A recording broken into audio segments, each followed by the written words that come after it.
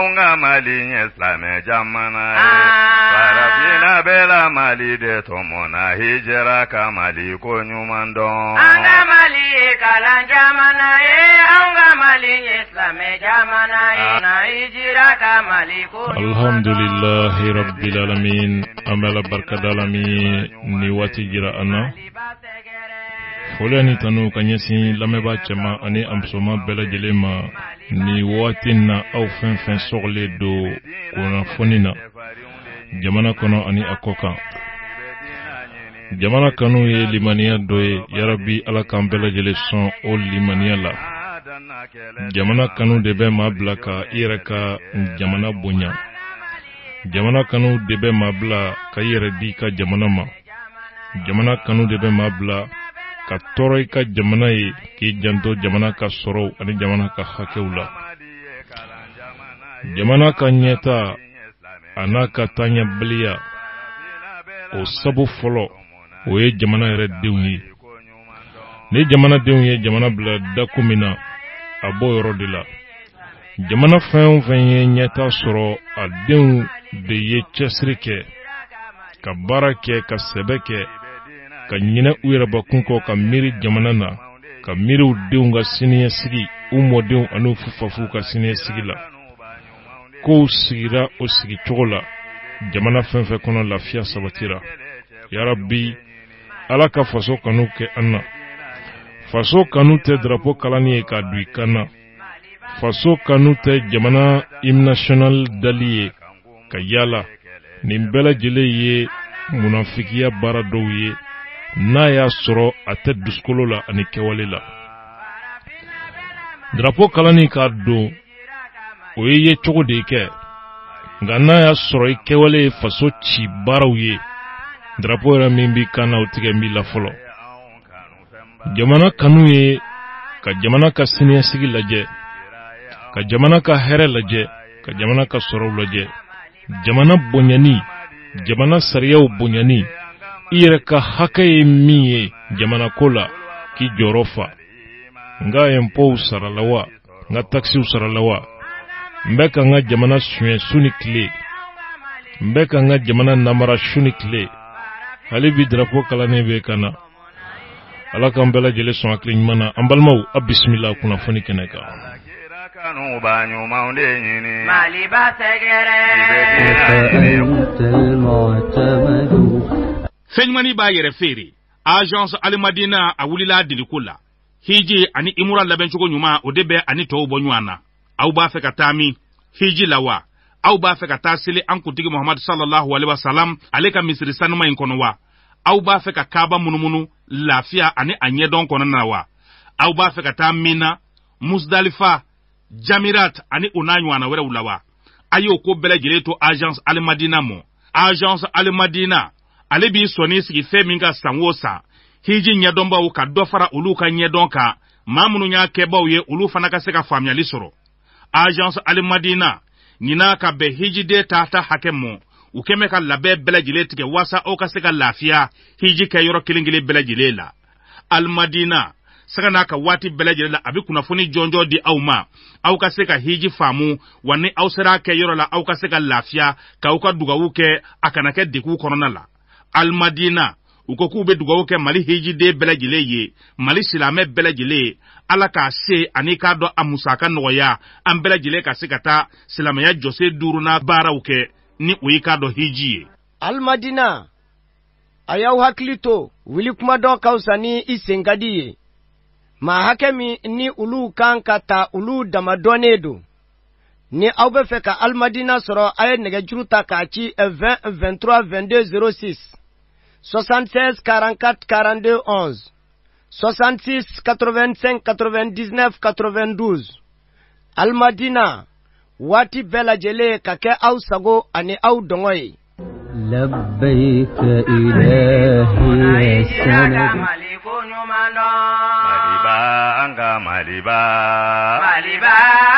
Maliba Jiraye aun kanu fembaye Maliba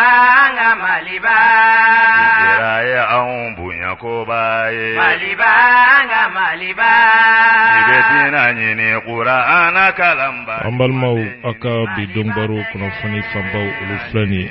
kuna funla si seben ulu ye ajira ka fo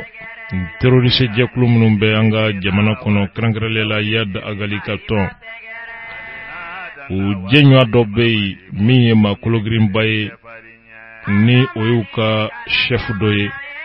Salah Adin oye ajira ka fo abolo be eta islamique bolo abe amajigi uluka yamaruya kono ka barake nuluka sirai kuna fonda se seben yenye folikola bela mali de tomona hijira ka mali ko nyumando ambalma ni mama ire don ko bela jelembe kono jeklu do sigira senga ko respecter nos voix uya jira ka fo commune sisi mer ka bara gloni min tege tara bore kono o mabbe uluma ko lubitama sini araba ko ka wajibiya mer alu klubali ka suspension se ka wuli togomi ambalma commune sisi mer ka kunye smela sise fana ko togodi akibariyala kore tiye dume tigi asole ka to kuna funina politique kene ka miye RPDM Rassemblement pour le développement du Mali, le parti de l'astrophysicien, la fierté de l'Afrique et du Mali, Dr Cheikh Modibo Diarra. Au cas congrès be ni kalon kle muga aninani ayoka mau bismillah. Hakna mimbe obi lase awma bi kuna foni keneka insha Allah. Ambalma ukase jamana kuna foni ba chamama dongbaru famba fle mina benana bilase adenga fe Abdul Nyang nega kuna ka kuma boyanka awla soro awma ke yoro o barabe abalma ke murba klubali bolo Facebook live ka ni watila mi Umar klubali alebeya yasa amse ka lame jie fata nani bela jele fa Facebook srafe ambade chema ani amsuma do kibaru debe fezele fle awye foiti awma ka aw bismillah ka ukloma jo kuna foni ani adallu tiye ani alayan sirayaka ambalmaw bismillah ala kira ya fo kambe ka nyomo mina silame jama silame jama wa anganyo ambalmaw ambe to ngine ke aw famiye Umar Kamara ale de beya ka andeme ni barala Facebook live ka Kenreye kunafon la se sebe mimbe nangwa mako l'indicateur du renouveau udasira anreka nyema ka dakunya kelema bisoma daina Draman Alukoni ako dakunya kelena wajibi bledo bi yelma ka do voter lisiula kalata ka sega ke jeleya kono danaya bisememi jabiula o be fami wajibiya o ye vote kelaw togo bi ke lisimina o se ka saniya togomi ka bla tiɲɛ sira kan vote sɛbɛn ka yɛlɛma kura do a la fiɲɛ minnu b'a la ka olu lakile o baaraw olu bɛ senna an ka jamana kɔnɔ bi a bɛna kɛ sababu ye maliden kelen-kelenna bɛɛ lajɛlen min si sera vote o bɛɛ lajɛlen ka se k'i tɔgɔ sɛbɛn nka n'i ye a ko ta k'a lajɛ waleya in a yanga ni a ta bɛɛ an ka jamana politikimaw a bɛ n'a fɔ galabu tɛ olu la nin baara kɔnɔna la jamana ministreso min bɛ yen n'o ɲɛsin bɛ a ko ɲɛma n'o ye administration territoriale ni décentralisation ye u bɛ baara jumɛn na bi yaasa min ye nin sɛbɛn a dilanni ye a bɛ se ka kɛ sababu ye cogo min ka kɛ wasa ye jamana politikitɔnw yala u sen donnen do a baaraw la sawa fɛn dɔ kɔni bɛ yen o jɛyalen do a yera k'a fɔ kumaɲɔgɔnya danya walima kumaɲɔgɔnya dɔgɔya jamana faamaw ani jamana politikimaw olu ni ɲɔgɔn cɛ o kɔni bɛ yen nin ko kunna a bɛ ɲini ka min ye an bɛ ɲini ka se jamanatigi kalata la kalo damadɔ nka a bɛ n'a fɔ kumaɲɔgɔnya ba tɛ u ni ɲɔgɔn cɛ fanga ani politikitɔnw a yera k'a fɔ ko gɛlɛmanba min bɛ yen bi o ye ka bɛɛ lajɛlen da don a baaraw la yaasa min ye kalataw kana jɛngɛ cogo si la ani kalataw jaabi mankan kana taa bɔ a kunna jango anw ka jamana ye jamana sogo min ye jamana min bɛ nimakara la ani jamana min bɛ sɛnsɛn na ka bɔ masiba kɔnɔ kabi waati jan jateminɛ dɔw bɛ yen o wajibiyalen don bɛɛ lajɛlen ma nin yɔrɔ la kabi a yirala k'a fɔ votekɛlaw tɔgɔ bɛ lisi min na ko a bɛna dilan fili minnu bɛ a kɔnɔ ani maa kura min si sera vote ye ka olu tɔgɔw labɛn a yira k'a fɔ a ko bɛ maa minnu kun kan u tɛ ka galabu bata ka ɲɛsin nin baara ma ni dun ye a ta k'a lajɛ kalata yɛrɛ ɲuman a bɛɛ lajɛlen bɛ daminɛ ni lisi dilanko ɲuman de ye kunnafoni Dramane Alukone ale ka dakuruɲɛ kelen don an y'a sɔrɔ ka bɔ kunnafoni lase sɛbɛn min kɔnɔ an ko a ma l'indicateur du renouveau Bela Mali de tomona hijera ka Mali ko nyuman don anga Mali kala jamana anga Mali islami jamana parafina bela Mali de tomona hijera ka Mali ko nyuman don ni bedina de me ba nyuman de nyini Mali ba segere ni bedina kanu ba nyuman de nyini Mali ba segere ni bedina kele chefari unde nyini Mali ba segere ni bedina dugu koroba de nyini Mali ba segere adina danna kele de mamali mori de onye kele kela nyuma anga Mali kala jamana anga Mali islami jamana ambalma o kunnafoni lase sɛbɛn min bɛ yen n'an ko a ma ko l'indépendant o ye a jira k'a fɔ marifatigi jɛkulu min bɛ yen n'o bɛ wele ko Ansaridine ni terroriste jɛkulu dɔ don a terroriste jɛkulu n'i ye jateminɛni kɛ u ka taabolow la u ka ɲɛma dɔ bɛ yen bi na ko o tugura min ye État islamique kɔ hakilijigi bolo ma État islamique de ye kɛlɛbolo ye kɛlɛbolo min ni a bɛ tiɲɛni na bi Irak ani min ye Syrie kɔnɔna la ni l'américains ni français tan bɛ to o jamana da la a yira k'a fɔ ko u bɛ olu kɛlɛli de la ka sɔrɔ ninnu dilanna dilan cogo min na ɲɛ tugu ni yɛlɛ cɛ Syrie kɔnɔna la o gundo dɔɔnin don diɲɛma bɛɛ lajɛlen fɛ bi nka kuma yɛrɛ tɛ o nɔfɛ Yadagali nɔfɛma min bɛ wele ko Chef Saladin o ko bita kɔ bita ɲɛ a bolo bɛ État islamique bolo a bɛ a majigi olu ka yamaruya ye ka baara kɛ u ka sira kan n'o ye ka allégeance kɛ État islamique ye kunnafoni lase sɛbɛn ka fɔla nin kɔni ye faraliba de ye ka bɔ Yadagali nɔfɛ o kuma nin kɔni a bɛna kɛ gɛlɛyaba ye Yadagali ka katiba ma n'o ye Ansaridine ye a n'u ka mouvement bolofara min sigin bɛ sen na Mopti n'o ye Amadou Kufa ka bolofara ye nin cɛba in ka fara ka bɔ la ka taa État islamique nɔfɛ a bɛna dadigiba kɛ Yad ka bolofaraw la dalu ye fɛn jumɛn ye ka kɛɲɛ ni kunnafoni sɔrɔsira dɔw ye n'o ye agence mainstream ye o min bɛ nin terroriste jɛkulu in ka baaraw jateminɛ Sahel jamanaw ni ɲɔgɔn cɛ u ka katiba ɲɛma ni o ye Saladin ye o ye u ka min ye ani Sultan Uldo Badi u y'a kanu k'u bolo di État islamique ma u yɛrɛ bɛ min wele ko Amirul Muminin wa Khalifatul Muslimin u yɛrɛ bɛ o min wele o cogo la n'o ye État islamique ɲɛmaaba ye Abubakar al-Baghdadi u ye a kanu ka bɔ Yad nɔfɛ ka taa tugu o ka taasira kɔ ka tiɲɛni kɛ o ka sira kan hakilijigi bolo ma Sultan Uldo Mbadi n'u b'a wele ko Abu Ali a kɛra mujawo sigiba fɔlɔw ye 2011 o kɔnɔna la o kɔfɛ a taara yɛrɛ sɔrɔ Ansaridine kɔnɔ 2013 Francis surasiw olu nali an ka jamana kɔnɔ a kɛra sababu ye min ye kɔrɔnfɛla dugubaw ye ka olu walanga ka bɔ u tɛgɛ kɔnɔ ma kofɔlen o senfɛ ko a bolila ka taa a kuma dogo Libi jamana kɔnɔna la kɛrɛnkɛrɛnnenya la Libi dugu min bɛ wele ko Sirta min ye lakana baara minnu bɛ bi n'o ye dankari bɛ o la terrorisiw sababu la ka sababuya kɛ o ye a bɔra Libi tuguni ka segin ka na an ka jamana kɔrɔnfɛla la a bɛ katiba dɔ ɲɛma n'o ye Saladin o ka katiba ye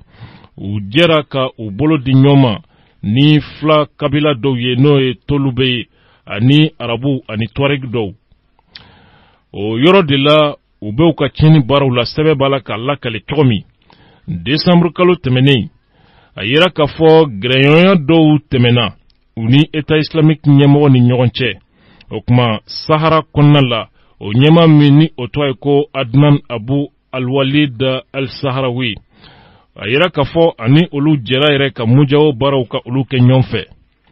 ni maa fila bɛɛ lajɛlen u ye mujawo maakɔrɔw de ye maa bɛ se k'a fɔ minnu bolila ka taa min ye Al-Murabitun o kɔnɔna la o kɔfɛ Sultan Oldo Badi a bɛ n'a fɔ maa dɔw ni a bɔra arabu kabila kɔnɔ u bɛ min wele ko Lamhar ni o sigilen don kɛrɛnkɛrɛnnenya la Gao mara o kɔnɔna la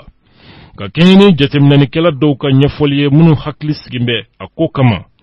ni kunnafoni a yera k'a fɔ a bɛ se ka yɛlɛmaba don kow tacogo la an ka jamana kɔnɔ ni o yɛrɛ jamana min labɔn bɛ terrorisiw ka dankariwale an bɛ don min na ko bi hakilijigi min kan ka kɛ o de ye k'a fɔ Sultan Oldo Badi a ye hakilina ta mujawo ka senbɔ olu la yaasa ɲangini minnu tun bolodalen don o ɲangini kana ɲɛsin a ma o kuma sabu o ni maaw tun ye mujawo fara min y'u ka liste noire kan k'a fɔ ko tiɲɛni jɛkulu don o kuma a bɛ se ka kisi o ɲangini ma cogo min o kɔfɛ a taara tugu Ansardin nɔfɛ Yad Agali ka jɛkulu o tun tɔgɔ tɛ liste noire la a wagati fo ka se o yɔrɔ la a ma kɛ cogo cogo an bɛ don min na ko bi janto yɛrɛ la o ka fisa kosɛbɛ jango ni maa b'a dɔn k'a fɔ Menaka mara kɔnɔ ninnu bɛ tiɲɛni na o yɔrɔ min État islamique a bɛ ka a dili don o yɔrɔ kofɔlen ninnu na an balimaw k'a fɔ min ye kunnafoni ye ko nin ye a bolo bɔ État islamique Yad Agali nɔfɛ ka taa tugu État islamique nɔfɛ ko o bɛ na Ansardin fanga dɔgɔya ko a bɛ na gɛlɛya don u ka baaraw la nin si tɛ kuma yɛrɛ yɛrɛ tiɲɛ ye mujawo Al-Qaïda MNLA HCIA État islamique diɲɛ fan o fan nin bɛɛ de ye maa kelenw ye denfa kelenw de bɛ ninnu na dɛmɛba kelenw de b'u la nin bɛɛ lajɛlen bɛ programme kelen de kɔnɔ tɔgɔ cayali ka mɔgɔw bila ko ɲɛɲinini na min bɛ su k'u la a bɛ ka fɔ ko nin yɛrɛ min bɔra Yad Agali nɔfɛ ko ka allégeance kɛ État islamique ye kunnafoni tigilamaw bɛ ka ɲinɛ ko Yad de fɔlɔ ye allégeance kɛ État islamique ye foyi bɛ ka ye a kangari da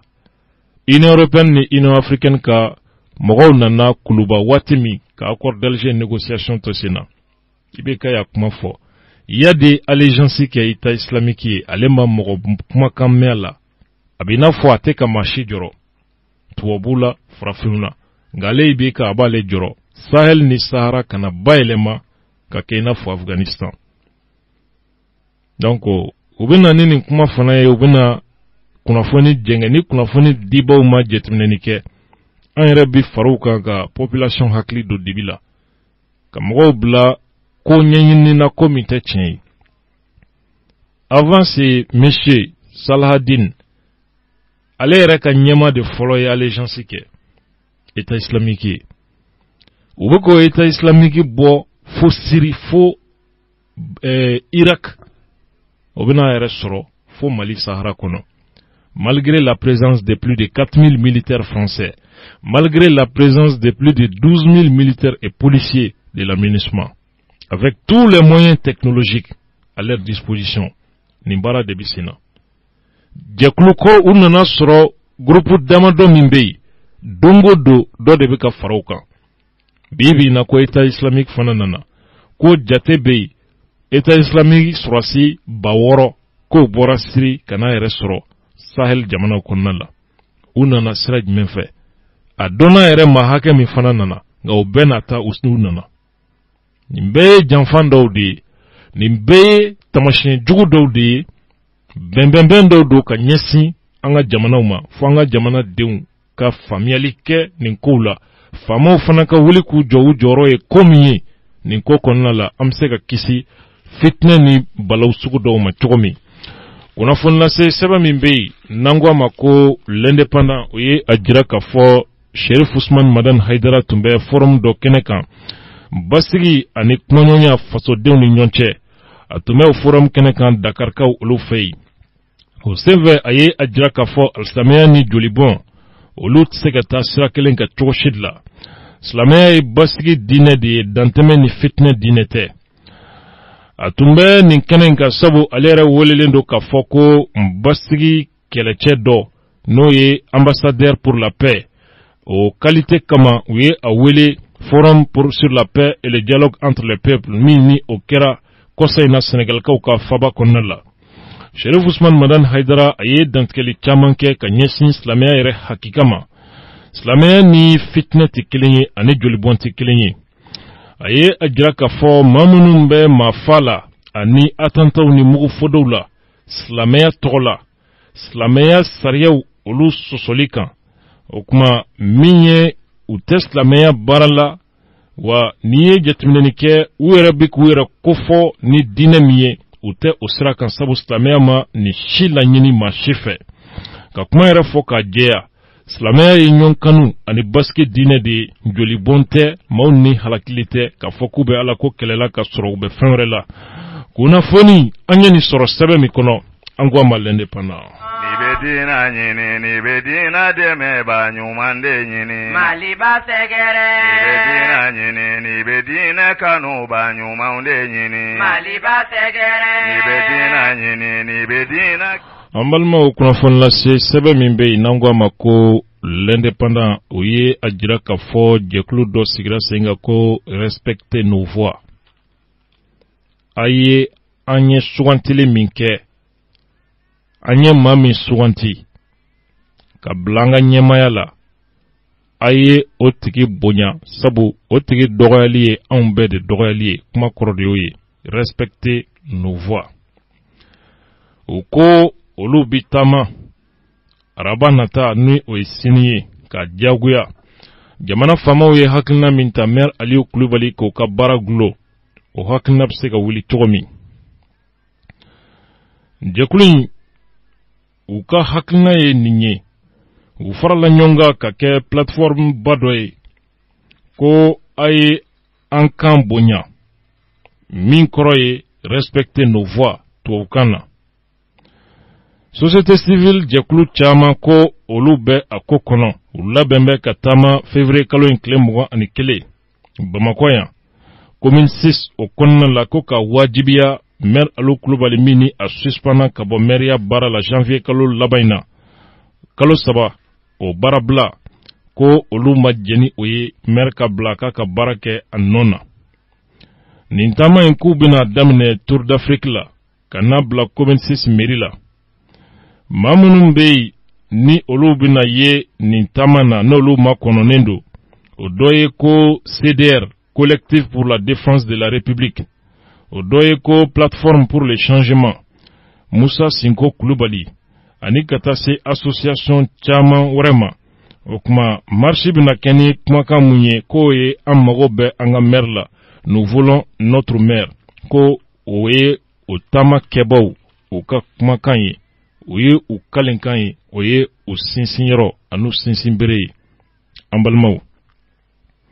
ni adamaden filila i yɛrɛ ma, i t'i yɛrɛ dɔn bilen, i ka kɛtaw bɛ tunu i la, i ka fɔtaw o bɛ tunu i la. Adamaden ka sugunɛ kɛ ka tila k'i dabira la k'a mugan, nin b'o de kofɔ. Maa minnu ka baara an'u ka kuma jamana kɔnɔ, nin kɛra nin ma bɛn, yurukuyuruku man ɲi, nin man ɲi, o maa kelenw de kan bɛ k'u bɛna marcher ka maire dɔ sankɔrɔ tan, maire min tɛgɛ tara faso kumasuli baara la, min tun kan ka an bɛɛ kumasuli. Kabi maire in ka nin baara kɛra, commune 6 maire n'o ye anw ka commune ye. An balimaw, n'aw kilalaw ka nafilasiluw la, a ye dugawu kɛ anw ka commune ɲinɛnama ye ka sababuya kɛ nin maire sugu. A ye dugawu kɛ anw ka commune ye ka sababuya kɛ nin ɲɛmɔgɔ sugu minnu n'an bɛ u yɛrɛ sɔrɔ anw ka sigida kunna ko sigida ɲɛmaya bɛ olu bolo n'o ye URD ka maire dɔ ye. A hami bɛ anw na. Bibi na anw ka commune mairie yɛrɛ kɔnɔ fɔlɔ n'a fɔra i bɛ baara kɛ commune 6 mairie la bi, ɲuguntɔ ko do, maloya ko do ka sababuya kɛ maire Alu Kulubali de l'URD a bɔra ka baara min kɛ ka jamana kuma suli Mali kɔnɔ ani France jamana kɔnɔ. An balimaw, anw ka commune a cɛkɔrɔba tɛ bi, misiridaw la bi, kabini nin ko in kɛra fɔ bi, bɛɛ lajɛlen kuma sulilen sigin bɛ. O n'a ta bɛɛ, an y'a kanu ka ko in ka basigi, k'an da tɛmɛ a kuma kan yaasa a ko lebu mɔgɔw hakili ka tɛmɛ a kan. Mais an ɲɛ b'a la k'a fɔ maa dɔw bɛ yen olu ye danbe da ka kantigɛ ka a sogo sarada molobaliya wolo kan. Mɔgɔw ka nin baara sugu kɛ ka tila ka taa don association kan ka nafolo bɔ k'a d'u ma. Nafolo bɔlen kɔ k'a d'u ma k'u ka bɔ ko ka e dɛmɛ tuguni ni waleya sugu la. An balimaw, n'a y'a sɔrɔ jamana min bɛ se ka jɔ nin cogo la, karisa ye n ka mɔgɔ ye a mana kɛ ka fɛn o fɛn kɛ, an ka bɔ k'an dafasa gɛlɛya o ko la, k'an b'o tigi dɛmɛ, k'an b'o kuma bayɛlɛma ka kuma bɛɛ ɲagami ka don ɲɔgɔn na. Parce que n ka mɔgɔ don, parce que n ka intérêt b'a kun, parce que n'a bɛ sira kelen kan. Anw tun ɲɛna komi maloya tɛ hɔrɔn fa bilen, a tun bɛ anw ɲɛna k'a fɔ nin lebu kɔfɛ, yɛrɛ kumasuli kɔfɛ, faden kɛnɛ kan, anw tun ɲɛna maire bɛna minɔti kɛ a yɛrɛ tɛgɛ la ka taa yɛrɛ di tribunal ma, u ka datugu kaso la hali n'a ma juge bilen. A tun ma ɲɛna hɔrɔn don cogo min, a bɛna juru yɛrɛ don ala yɛrɛ kan na k'a yɛrɛ gulo, sabu a ye bɛɛ jigi tigɛ, a ye bɛɛ kuma suli. Mais wari de b'a kun, journaliste welela wagati terrain layidu tara dɔw ye ni dɔw ta notification yɛrɛ dilen t'u ma ka ban. Wari dira dɔw ma, journaliste dɔw yɛrɛ kumakan ye ko an ka taa ni giriman dira k'an k'a minɛ, u bɛ ka ɲɔgɔn wele o cogo la. Le rendez-vous c'était à 11h à la mairie. Ne ma taa. An balimaw, u tulo bɛ naw, mɔgɔ minnu don u tulo bɛ n kan naw, u kelenkelenna bɛɛ lajɛlen tulo bɛ n kan na, n bɛ ka fɛn min fɔ. Donc, n'i y'i ka baara kɛ, i ma maloya ka baara sugu min kɛ, n'i tɛgɛ tar'o la k'i yira diɲɛ na e ye maa min ye, ka laban ka ɲini ka bɔgɔ siɲɛ ka kɛ bin kan, k'o fana ye politiki kɛlɛ ye, o fana b'a essayer k'a yɛrɛ kofɔ ko ale ye victime dɔ ye. Ni jamana min bɛ jɔ tan, maliyɛnw yɛrɛ ka kan ka o fɔ an ɲɛna ten, an k'o faamuya. An balimaw, seereyaw bɛ yan pour que aw k'a dɔn fɛn min bɛ sen na. Min ye maire Alu Kulubali yɛrɛ ye, a ye min fɔ, a kelen kɔfɛ a ye dugukolo ko minnu kɛ o, taxi sarali ko a ye kɛmɛ ka ɲagami min don la o, mɔgɔw tali mairie kɔnɔ k'a sɔrɔ mairie conseil yɛrɛ t'a kalama, o min kɛra o ne kan tɛ nin si ma. Anw bolo da yɛrɛ man ka se hali o dɔw ma bilen, o ma se o yɛrɛ ma bilen. Mais baaraɲɔgɔnya dɔ de bɛ Faransi ani anw ka jamana mairiw cɛ, Bamakɔ yan kɛrɛnkɛrɛnnenya la. San o san, commune kelen-kelenna bɛɛ ka mairie bi mɔgɔ di ka taa o sigi la Faransi. I bɛ se ka dɛmɛ sɔrɔ cogo di, i bɛ se ka hakilina sɔrɔ cogo di, ka dɛmɛbagaw sɔrɔ ka na commune kɔnɔ, ka baara kɛ, ka sirako ɲɛnabɔ, ka jiko ɲɛnabɔ, ka commune kɔnɔna gɛlɛyaw ka olu ɲɛnabɔ. O kuma de bɛ taa kɛ Faransi. Maire bi taga, commune bɛ maire bi taga, ani ka conseiller an ka commune 6 o tun kan ka taa ni mɔgɔ 3 ye. Maire yɛrɛ ani mɔgɔ 2 min kan ka tugu a kɔ conseiller la ni a ka sɛbɛnfura kow sɛmɛn bɛ olu la ka conseil d'a ma ka dɛmɛ baara kɔnɔ. Commune kungo bɛ se ka fɔ cogo min, commune bɛ se ka dɛmɛ sɔrɔ cogo min ka n'an ka sigida ka yiriwa ka baara kɛ, ka dɛmɛ sɔrɔ k'an ka yiriwa sabati. O kɛnɛ kan maire ye a yɛrɛ tɔgɔ sɛbɛn o ordre de mission na. O ordre de mission ka laban ka mairie conseiller kelen ta ka a yɛrɛ ninkan bogotigi dɔ ta ka fara o kan ka tila ka sɛbɛn conseiller communal ko o ye mairie baarakɛla dɔ ye ka sɔrɔ ka bɛ Ala ka deni dan a ma tɛmɛ mairie da la. A ma deli ka tɛmɛ hali mairie da fɛ ko conseiller communal. Ko anw ka sigida mɔgɔw ye votera o de ye ko k'o kɛ conseiller ye mairie kɔnɔ. Et vous parlez de respecter nos voix. Quand vous marchez ko respecter nos voix. Sigida almamiw dugutigiw ma sɛbɛw bɔra u ka sigida ka ɲɛta hami kama ka voter ka mɔgɔ minnu suganti aw ka kuma k'an ka hakɛ défend k'an ka droit défend mairie kɔnɔ. Maire ka taga o bayɛlɛma vote résultat fana kɔfɛ ka t'o jaabi bayɛlɛma a yɛrɛ ninkan bogotigi k'o tɔgɔ kɛ ordre de mission na. Sigida kungo fɔyɔrɔ kan ka kɛ yɔrɔ min ye k'o ye conseiller communal ye. Et vous parlez de respecter nos voix.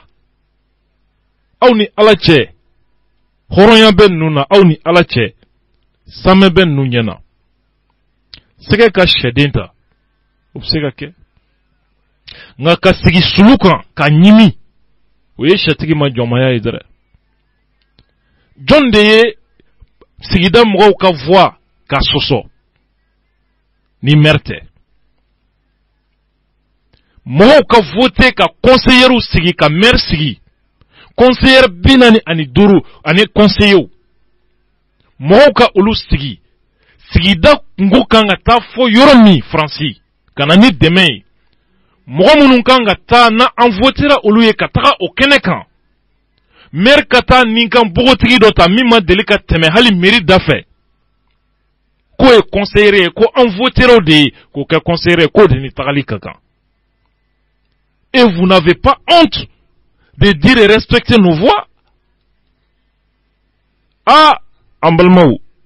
jamana in a bɛ ɲini ka ne kamana gan. N'aw ko respecter nos voix, aw kan ka dɔn jɔn de ye an voix lagosi. Il faut aussi respecter nos droits. Parce que an ka droit dɔ ye an kungo min bɛ taa fɔ Faransi jamana kɔnɔ. Jamana image min kan ka taa yira Faransi jamana kɔnɔ. O y'an ka droit dɔ ye. Ni maire taara o lanɔgɔn,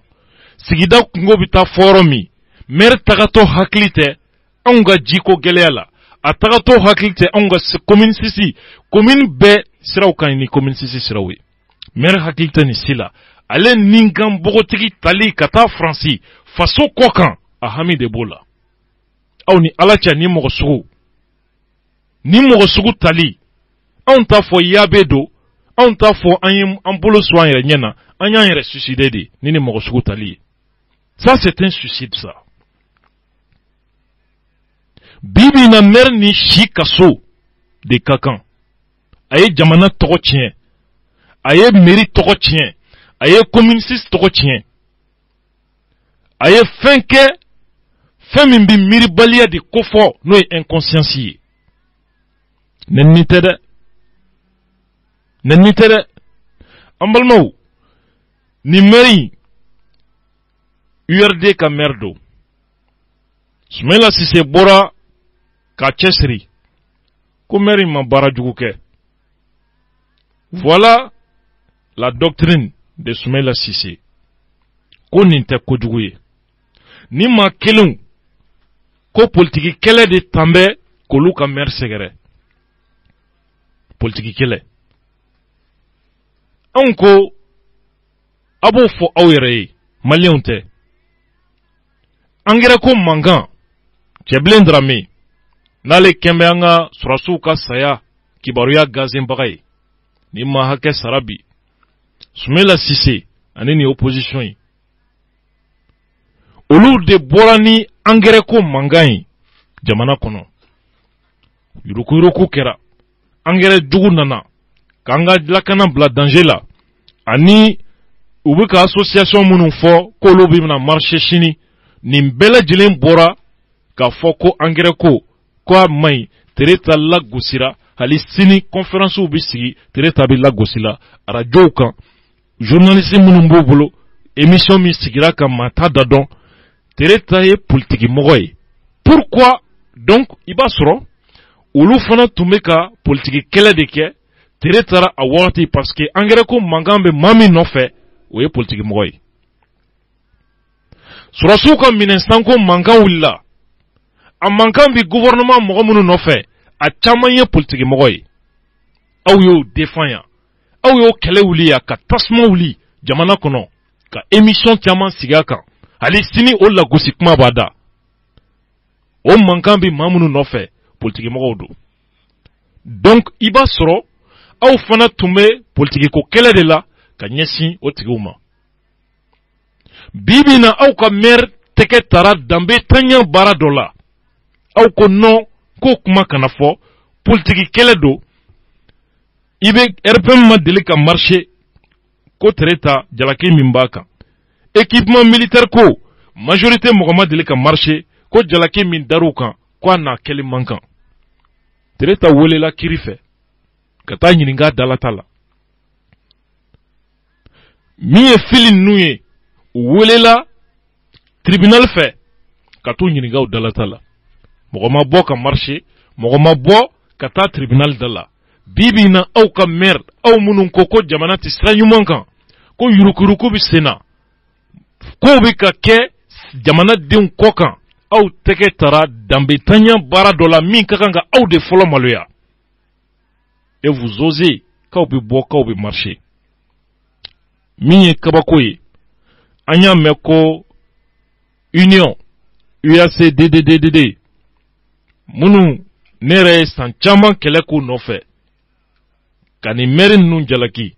ka Sumela Sise jalaki Ɲamakɔrɔ Ciko la ka IBK jalakiw la ani Alpha Umar Konare an y'a mɛn ko o union k'olu fana kan ka marché ninnu nɔfɛ sini journal kɔnɔ an kɔni m'u tɔgɔ ye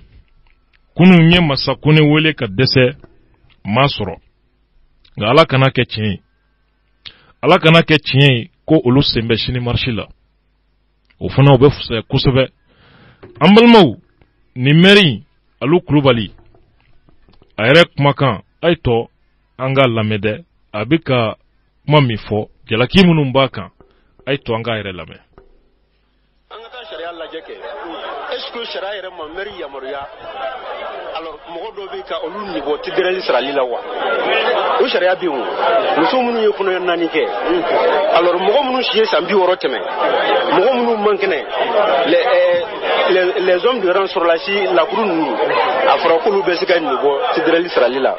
et aujourd'hui je ne sais pas pourquoi on va suspendre un maire parce que a ye dɔw niveau a la est-ce que vérification kɛra k'a fɔ ko mɔgɔ minnu niveau la jɔnni jɔnw de don o kɛra wa ne kɔni t'o kalama alors par rapport ko ni mɔgɔ dɔ tun bɛna voyager o tɛ conseiller voyage yɛrɛ ma bɔ voyage ma kɛ bilen yɛrɛ ne ma mɔgɔ suspend kun dɔ o la alors a fɔra ko an ye mɔgɔ dɔ ta an nana sɔrɔ service paralysé len don dɔɔni donc on a décidé k'an ka baara renforcer bon u ko a ma tɛmɛ conseil fɛ maintenant n'i bɛna mɔgɔ ta pour que ka conseil convoquer il faut au moins ça coûte au moins 2 ou 3 millions à la mairie an nana wari tun tɛ kɛsu kɔnɔ juru bɛ mairie la bon an tɛna recrutement massif kɛ nin poste in bɛ yen mɔgɔ 1 mɔgɔ 2 n'an ko an bɛ conseil wele o la a dépense ka ca mairie ma o de kama an y'a dan bureau communal ma maire ni a ka mɔgɔ 5 bon maintenant an ye recrutement kɛ wa bɛɛ ma kɛ ɲɔgɔn fɛ fana mun besoin nana waati min na an y'o kɛ o awɔ san kelen banna n'a yɛrɛ k'i ka baara kan ka continuer i bɛ se ka recruter officiellement kɔfɛ mais pour le moment c'est des contrats à durée déterminée d'un an. mais mun de bɛ fɛ k'a fɔ sisan suspension in kan. oui suspension je crois que mɔgɔw tɛ naloma ye ko mun kɛra salon o kuma yɛrɛ tun fɔra bana an yɛrɛ tun ɲinɛna o kɔ an bɛ kan ka tɛmɛ n'an ka commune baara ye donc ni kilese kuncɛla a nana fɔ tuguni ko i suspend ko parce que ko salon e tun ye nin kɛ e tun ye dɔ kɛ kunun na sini an kɔrɔ da dɔn an bɛ se k'a faamu joona ayiwa hakilima bɛ b'a dɔn ko kulu kuncɛla ye fwa de o dɔrɔn de don. an balimaw nin ye maire ka kumakan ye aw ye faamuya sɔrɔ kumakan minnu na nka mairie conseiller kɛrɛnkɛrɛnnenya la Adama Dumbuya o ye mairie la maire 4e adjoint Adama Dumbuya a fana bɛ an bolo kɔrɔ a fana ka kuma ye min ye ni maire sugu in ka ko la a ye to an ka Adama lamɛn fɔlɔ. a ye ordre de mission kɛ ka mɔgɔ tɔgɔ don a la min tɛ conseiller ko a ti bɛn bɛɛ b'a dɔn tubabukan na faux et usage de faux usurpation de titre kojuguba de don surtout anw bɛ bureau communal la commune la ordre de mission ka kɛ ka mɔgɔ tɔgɔ kɔnɔ min bɛ fɔ ko Ruga Tuture ne kɔni ma deli k'a ye n t'a dɔn n'a fɔra ne a bɛ ne jatigɛ permis wari 201 000 wa hali ni ye fintɔ i kan k'a sara maa si tɛ exemple t'a la n'i bɛ exempté conseil de bɛ décision ta k'a fɔ bon a généralement a bɛ sɔrɔ peu de jours fɛ ni gouvernement ye mɔgɔw ka foro minɛ k'a di mairie ma a dɔw la o b'a fɔ ko a kana to ka permis sara mais décision de bi ta conseil la k'a fɔ bon ninnu mɔgɔ min filɛ u man ka wari sara o y'a ka permis dilan ka d'u ma maa kelen tɛ se ka décider o kuma tɛ yen ni maa kelen min y'a décider i ye sariya sɔsɔ o cogoya si tɛ la maa kelen ka kɛ donc recrutement ko fana bɛ yen an ye jeunes ye mairie kɔnɔ k'u recruter de don ne kɔni ma deli tile kelen k'an sigi k'a fɔ an bɛna mɔgɔ ta k'a y'a kuma fɔ bureau la o tɛ yen mais an fɛ politiquement an delilen don la sɔgɔsɔgɔ man di mɔgɔw ye sɔgɔsɔgɔ man di mɔgɔw ye ka ko ɲɛɲinibaw man di an kɔni ye jeunes ye o recruter bɛ mairie kɔnɔ u bɛ baara n'a ye ne bɛ mun dɔn principalement à peu près 3 à 4 personnes mais min fana ye jigila tigɛ a tɔ la ka tɛmɛ nin bɛɛ kan o ye k'a fɔ u bɛna nin ko ni Musa Sengo ko don ɲɔgɔn na n b'a fɔ Musa Sengo a k'a kɔlɔsi u b'a fɛ ka yɛlɛ a la de ka sɔrɔ ko mɔgɔw dilan ani Musa Sengo ko tɛ ɲɔgɔn ye sira nin fɛn fɛn kɛra a bɛɛ kɛra en septembre 2017 septembre kalo 2017 mɔgɔw bɛ se k'a fɔ gouvernement mɛnna a m'a ka sanction ta je suis d'accord mais ka ko Musa Sengo ko don o ye nkalon ye anw mun bɛ alu fɛ alu ni mun bɛ parti kelen na u ka k'a fɔ vraiment anw ka kan maire de don tiɲɛna a filila aw y'a mago to o Mali ta cogo de ni mɔgɔ min y'o fɔ hali ni murutigi b'i kɔ a b'a hakili sigi mais n'i ko k'i b'a ka tiɲɛ min bɛ mɔgɔ bolo k'i k'o ka tiɲɛ kɛ nkalon ye a tɛ ɲa an bɛ commune kɔnɔ an b'a dɔn baarako don ma a tɛna kunna an kunna da ko baarako ko an bɛ y'a kɛ komi tɔw b'a kɛ cogo min mais an k'an ka commune protéger. an balimaw nin ye Adama Dumbuya ye 4e adjoint commune 6 mairie kɔnɔ a y'a ye maire muso ko dama tɛ min ye hakɛ min kan ka sara a y'o ben ka bɔ a ninkanman dɔw kan ani recrutement sugu dɔw anw ka kuma tɛ o yɔrɔ nɔfɛ Baba Sanu ɲininkali kɛra a fana na nin ko in a dɔnyɔrɔ ye min ye a la ani kuma minnu bɛ sen na a ye min sɔrɔ ka fɔ Abdoulaye Kulubali ka ɲininkali kɔnɔ an ka Baba lamɛn. n bɛ mun fɔ mun ye nin na wɛrɛ tatu sira fɛ i bɛ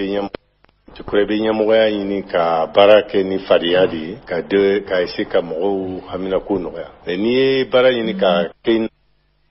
bina mɔgɔw b'i contre la ou bien i ye baara ta nin ka juguya la ne bolo o ye n dabali ba alu ka ko la alu ka suspension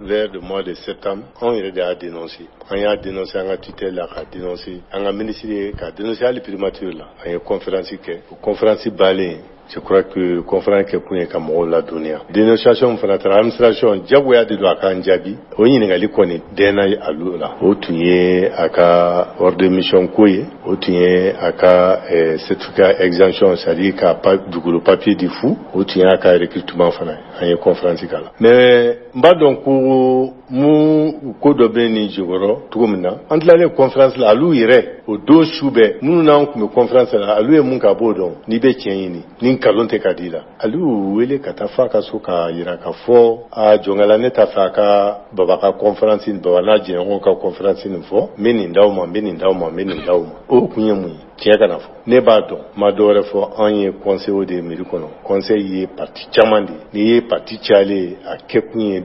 parti dɔ kɔni bɛ kɛ maire ye mais tɔw ye kɔlɔsilikɛlaw de n'an ye mun ye n'a ma ye o fɔli o ni juguya tɛ fankelen dɛ o ni n t'a fɛ n b'a fɛ n bɛ karisa contre la o tɛ fankelen dɛ o ni politique baara tɛ fankelen parce que n'aw kɛra conseiller kaban aw bɛ politique nin bila kɛrɛfɛ de ka baara kɛ donc baara kɔnɔ e mun ye ɲɛmɔgɔ ye i ye ordre de mission dilan i ka mɔgɔ tɔgɔ k'a la mun man kan tɛ ka kala k'a fɔ k'o ye conseiller o ye nkalon ye o fɔli o tɛ juguya ye ensuite i ye terrain di fo terrain caman conseil ta kalama adjoint ta kalama décision ta la o fana o ye sariya sɔsɔ ye o fɔli tɛ ko n b'i contre la donc kana maaw ta fana conseil ta kalama adjoint ta kalama o fɔli fana tɛ ko n b'i contre la ko i ko man di n ye o f'i bɛ taa fɔ ko depuis i ye fanga ta kasalakaw bɛ n contre la ni yɛrɛ b'a dɔn i ye fanga ta maaw b'i contre la i tɛ ko kɛbali kɛ dabila wa u ka n'i sɔrɔ donc nin de kɛ an sɔrɔ olu ka baara nin kɔnɔ an bolo depuis o wagati ko mɛnna jamana an ka ɲɛmɔgɔw ka baara ka taa tiɲɛ don ne kɔni y'a ye conseil dɔ la san dɔw la o ma kɛ nin kɔni gouvernement nin fɛ i bɛ k'a ka gouvernement fɛ ne kɔni ye conseil kɔrɔ n san 20 b'a la maire dɔw ye olu ta nin kɛ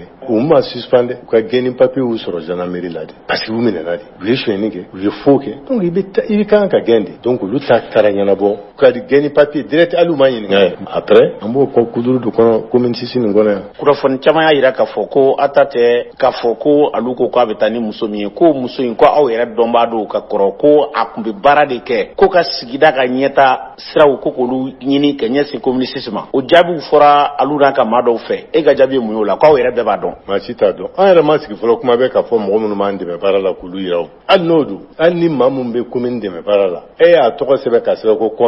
conseiller municipal tɛ o conseiller communal tɛ ensuite i ye wari min a bolo pour que a ka se ka visa sɔrɔ o bɛ kun bɔ ni maa min b'an dɛmɛ baara la i t'a yɛrɛ i ka région la i t'a yɛrɛ conseil la ayiwa sɛbɛn nana an ma hakɛ nin bɛ taa Faransi k'a fɔ an b'a fɛ ka taa ni karisa ye ni ko t'i kɔnɔ ni kurukuruku t'i kɔnɔ i kun kan k'o kɛ maa si t'a dɔn conseil nin na maa si t'a dɔn a kuma ma deli ka fɔ an ye ko mairie baarakɛla tɛ donc an y'a bila mun kɔrɔ namara ko aw ka jateminɛ ta ka wa walima mairie conseiller tɛ de k'o sababu kɛ ordre de mission min fila ɲɛ kɔrɔ a sɛbɛnnen m'o kan ko conseiller don commune mairie kɔnɔna na e dun ko conseiller tɛ mun na n ka cɛ ne bɛ mairie conseiller 45 bɛɛ dɔn a lisi bɛ n kun hali sisan hali su fɛ an tɛ fili ɲɔgɔn ma an bɛ ɲɔgɔn dɔn an bɛ sigida kelen na an bɛ commune dugu mɔgɔw de ye donc an bɛ ɲɔgɔn dɔn donc o sira fɛ ni n ko conseiller tɛ a ma élu tɛ quoi hali k'a fɔ maire ka conseiller a tɛ ni maire ka conseiller a tɛ ko conseiller communal n ko de sɛbɛnnen don ordre de mission kan o tɛ o kɔni tɛ a y'a sɛbɛn dɔrɔn pour que a ka sɛbɛn ko ka se ka nɔgɔya a bolo peut-être n'o sera de a minɛ n'o de ni dun minɛ n'o la e dun ye maire collectivité ɲa premier personnalité morale premier de c'est-à-dire hali n'i ye denmisɛnnin a bɛ fɔ e de y'a ma hakilima e de kan ka hakilima n'a fɛnw bɛɛ ɲɛnabɔ ni e ta taabolo fɔlɔ kɛra o ye nin ye nin dɔrɔn ye dɔ wɛrɛw mana na mun ka jugu ni nin i b'o fana kɛ dɛ mais a sɔn de don i b'a sɔrɔ donc conseiller tɛ an ka partenaire tɛ yurugu don donc an b'a ni hali mɔgɔ min tɛ conseiller n'i y'o ye maire la i bɛ se k'a dénoncer faamaw ye n'a dun yera dɔrɔn maire ta ne fila ko alu ye maa minnu ta baara la ko a y'o dɔw sɔrɔ mairiw kɔnɔna na tirikitɔrɔgɔ la a ye minnu ta ko commune wɛrɛ maaw tɛ ko a y'u ta sanko u bɛ se ka wulikajɔ kɛ cogo min na ka se ka dɛmɛ don baara la k'o sɔrɔ k'alu yɛrɛ ka kuma la ko juru tun bɛ mairiw la olu ye wulikajɔw bɛɛ lajɛlen kɛ ka se k'o ɲɛta sabati sanko maa minnu talen filɛ u bɛ se ka dɔ bɛ fara kɛtaw ka mairi kɔnɔna na sisan aw ka jaabi ye mun y'o la ne ye conseiller kɔrɔ ye mairie kɔnɔ yɔrɔ conseil bɛ yen bureau bɛ yen syndicat fana bɛ yen n'a y'i ja n bɛ mun fɔ i bɛ se ka taa a vérifier c'est-à-dire ka taa ɲininkali wɛrɛ kɛ syndicat ou bien mɔgɔ wɛrɛ fɛ mairie baarakɛla kɔrɔ tɛ a bɛɛ maakura a bɛɛ y'alu yɛrɛ ka parti denmisɛnninw de u bɛ mairie kɔnɔ yan mɔgɔ yɛrɛ bɛ nin fɔ wa i ye ko kɛ ni a fɔra nin tɛ sariya pourquoi i b'a essayer k'a labɛn ni ka ni sariya don ɲɔgɔn na de n ko nin de bɛ ka jamana nin sɛgɛn est ce que nin yɛrɛ ka ɲɛmɔgɔ la i ye ko kɛbali kɛ ka tila k'i b'a mun k'a kɛ i n'a fɔ sariya don a bɛɛ maakura ni yɛrɛ maloyara ko ye quoi i ye fɛn kɛ fɛn mun man kan n'o kuma fɔra o tigi bɛ n contre la ou bien k'i b'a labɛn ni kuma wɛrɛ non a fɔ jɔnkala n filila an ka segin a kan o de ye hɔrɔnya ye a ma bɛɛ maakura maakɔrɔ tɛ yen n'a ye mun fɛ et puis k'a fɔ ko cadre subalterne don cadre supérieur b'a la bon tant que conseil ma kuma fɔ fu de don f'a ka n'i bɛ maa ta conseil la i b'a dayɛlɛ de conseil yɛrɛ de bɛ commission b'an bolo jateminɛw ni mairie baara kɛ yɔrɔ kuraw bɛ dayɛlɛ o de jate bɛ minɛ karisa bɛ se k'a kɛ karisa bɛ se k'a kɛ comme ça conseil b'a fɔ bureau communal a y'a baara kɛ a baara fana bɛ kɛ cogo min na et services bɛ yen minnu kan k'an dɛmɛ mɔgɔ t'a la mɔgɔ bɛ sɔrɔ ka taa mais ka mɔgɔ ta ten parce que a bɛ n ka parti la n'o don ale nana mairie sɔrɔ a san 20 joli ne yɛrɛ san 20 joli fila kɔnɔ donc ale ka jama ka ca n'anw ta yan b'a fi an ye mɔdentigiw ye duguni kɔnɔ ka wolo ka mɔya ka mɔdenw sɔrɔ a kɔnɔ donc a tɛ se k'o kɛ o tɛ sariya ye. Baba Sanu o kɔfɛ kunnafoni wɛrɛ min bɛ yen n'o ye dugukolo ko ye k'a ko ko dugukolo dɔw bɛ yen k'a ye olu ni k'a sɔrɔ ko a m'u ni aw ka jaabi ye mun y'o la. bon nini ye o de y'a fɔcogo dɔ ye mun yɛrɛ tɛ bɛn ne ma a ye dugukolo de tananki cogo dɔ la k'a sɛbɛn ko certificat d'exemption ne yɛrɛ bɛ miiri kɔnɔ ne ma deli ka ne ɲɔgɔn ye fɔlɔ n bɛ miiri baara la dɛ m'a fɔ n b'a bɛɛ dɔn dɛ mais ni sɛbɛnni kunkurunin sugu n ma deli ka ye miiri baara kɔnɔ o ye mun ye an ka lotissement ni e tɔgɔ bɔra e bɛna i ka papier bɛ d'i ma fu c'est-à-dire e tɛ an ka TDS sara taxe de développement i t'o sara viabilisation i t'o sara frais d'édilité i t'o sara n'i dun y'o saba kɛ ɲɔgɔn kan o bɛ taa 48,000 na à peu près 50,000 comme ça a cayalen b'a o ye e k'i to i ka bureau kɔnɔ karisa e t'a sara et puis baara mun yɛrɛ don i nana sɔrɔ baara mun kɛra ni lotissement kura don i y'a kɛ sa k'a di mɔgɔw ma fɔ mais baara kɔrɔ mɔgɔw caman y'a ta ka ban mais e nana di ka karisa fu mun ye anw yɛrɛ dabali ba a caya mais mairie kɔnɔ ko dogolen tɛ quoi fu tɛ jafu tɛ réseau de don réseau mun don n'e nana k'i bɛn'i ka permis ta dɔ b'i kunbɛn ka wari minɛ ka don ale kan ale bɛ certificat nin dilan e kɔni b'i ka papier sɔrɔ mais reçu tɛ d'i ma maaw yɛrɛ kun kan ko faamu sa i bɛ ka fɛn ta reçu tɛ ka d'i ma i tɛ sɔn min n'i ka mairiya kana dan ka kɔkɔ i tɛ se ka Mali dugukolo di fu i ta tɛ o conseil kana da ka kɛ conseil tɛ se ka fɔ lotissement an y'a minɛ fu o tɛ se ka conseil bɛɛ tɛ se ka kɛ bureau communal bɛɛ tɛ se ka kɛ fo ni mɔgɔ minnu bɛ yen n'a fɔra ko ninnu bɛ exempté ou bien k'u exonérer ka bɔ taxe sara ma a b'a ɲini aw ka tutelle de fɛ o sira fana bɛ yen a b'o bɔ a bɛ fɔ karisa lujuratɔ dɔ a bɛ ta donc n y'a mɛn dɔw yɛrɛ da k'u k'a bɛɛ ye lujuratɔ commerçant a liste caman b'an bolo koyi commerçant b'a la administrateur civil b'a la juriste b'a la e y'a tigɛ hakili tɛ catégorie fonctionnaire sira o t'a la ouvrier b'a la a ka kɛ lujuratɔ ye lujuratɔ maa 3,000 parce que fɛn bɛɛ bɛ daminɛ de 1 à X numéro 3000 non ko dɔ b'o jukɔrɔ dɛ anw bɛ mun ɲini faamaw fɛ k'o ko sen ka s'a dan na an ka dugukolo wari min fɛ n'a kan ka kɛ k'an ka commune développer a ka bila don pour que an ka taa an ka baaraw la yɔrɔ mun bɛ ka di fu a sira ma bɔ ka ban ne taara dugukolo di fu don o sira bɛ bɔ tuguni yan frais de viabilisation b'a la n'o ye 100,000 ye par lot alors qu'an ma se ka yɔrɔ bɛɛ gratter yɛrɛ an ma se ka sira bɛɛ gratter ka ɲɛ sinu donc ne taara di fu ni maa min y'o fɔ k'o b'i contre la wa n b'a contre la bi ne b'a la sini n'o don ne b'a contre la wa n'a ye ko wɛrɛ kɛ mun t'o ye ne b'o fana fɔ an ye sɛgɛn mun kɛ senuko la ala dɔrɔn de b'a dɔn an ye sɛgɛn mun kala jɔnkala an b'a dɔn mais a tun tɛ kɔnna k'a di tan ale bɛ k'a di cogo min na a tɛ kɔnna gouvernement ye wari de don a la lujamuviyaw y'an dɛmɛ miliyari 3 ka worobinɛ don k'a fɔ k'a tɔ fɛrɛ mairie de b'a ta gouvernement de b'a ta mairie yɛrɛ hali wari t'an kun sira bɔra ni sɛgɛn mun ye non c'est trop ka taa courant poteau don gouvernement ye mun don la ko fɛrɛ miliyariw ye e bɛna dɔrɔn e ye maire sɔrɔ san kelen e ko a y'a ta fufu non o ka fɔ k'o ɲɛfɔ an ye f'an ka faamaw k'an dɛmɛ nin situation kɔnɔ k'o ɲɛfɔ an ye an ka sɔn mais o fɔli tɛ ko an b'a contre la o fɔli nana baara tiɲɛ de parti koto ye o n'i bɛ commune kɔnɔ i ye commune den de mais o ye baara saboté de collectivité sariya kɔnɔ ko maire k'i sigi na dugukolo t'a fɔ jale yɛrɛ ta tɛ fu ye u ka sabali ko maire kɔnɔ minnu tun b'a wari minɛ na an m'a kɛ tɔgɔ fɔ ye dɛ ni ye aw ka nin kɔrɔfɔ ninnu lajɛ an b'a ye k'a fɔ tuma min na ni wulikajɔ kɛra ka subvention ye n'o ye ka baara ɲɔngiri boloda fɔlɔ jamana ɲɛmaaw fɛ o waati kelen bɛ senna waati min na kunnafoni caman bɛ yen bi minnu ye alu yɛrɛ dɛmɛbaa dɔw ye ko sigida ɲɛmaaw yɛrɛ bɛ sigida in kɔnɔ na communiste k'a n'olu tɛgɛ bɛ ɲɔgɔn bolo k'a ɲɔgɔnna baarakɛla ma na communiste kɔnɔ na k'aw ta ye politique juguya dama ye i ka jaabi ye mun ye. ko nin ye dugutigi o ye sigidaw ye ne yɛrɛ ye dugutigi ye koyi mɔgɔ minnu b'o fɔ u ka ɲininkali kɛ ko ne ye sogonikɔ dugutigi ye dugutigi ka jɛ ne yɛrɛ b'a la ani dugutigiw tɛ ɲɔgɔn bɔ kɔ namara la dugutigiw sigi n'i bɛ baara kɛ o b'i kɔ n'i bɛ namara kɛ dugutigi si t'i kɔ commune sisi la yan n ka taa fɔ tɛ radio la ani dugutigiw bɛ ɲɔgɔn fɛ ani nin bɛ ɲɔgɔn fɛ o ye maaw papalen don sisan o ye ka mɔgɔ hakili yɛlɛma hali bi de dugutigi kelen tɛ mun bɛ tugu maire kɔ yuruguyurugu la o dugutigi tɛ commune sisi nin kɔnɔ yan hali bamakɔ ma da la ne bɛ dugutigi ninnu ne n'u caman bɛ ne n'u fa de ye baara kɛ ɲɔgɔn fɛ ne fitinin de tun y'u ka ciden ye ni sɛbɛnni bɛ yen u faw ka ciden depuis dugukolo u b'a fɔ baba a ye taa nin ka yɔrɔ yira la dɛ a ye taa nin ka yɔrɔ yira la dɛ depuis mairie filɛ yɔrɔ min na zabantu don u ye sɔn mun ta u yɛrɛ bɛ mun da anw kan kɔrɔfɔli la ni baara ma ɲɛ k'e kana ka nin yuruguyurugu sugu kɛ ko dugutigiw b'i kɔ o y'a ye n taara fɔ micro la ka maaw tromper kalondo bi kalondo sini o dugutu shiti koro bi bolo koro ta ko me alu ko a tieni ote bi subvention kuma bi sena yalma subvention indama o subvention min kele fle o aw wasawa walma ba fe mo reke ka subvention ko fe famo de ba donde sera ko na suspension be revocation me ni suspension kera mun kan ka ke ko mu kuma chara famo kana an bonyona alu de ya ke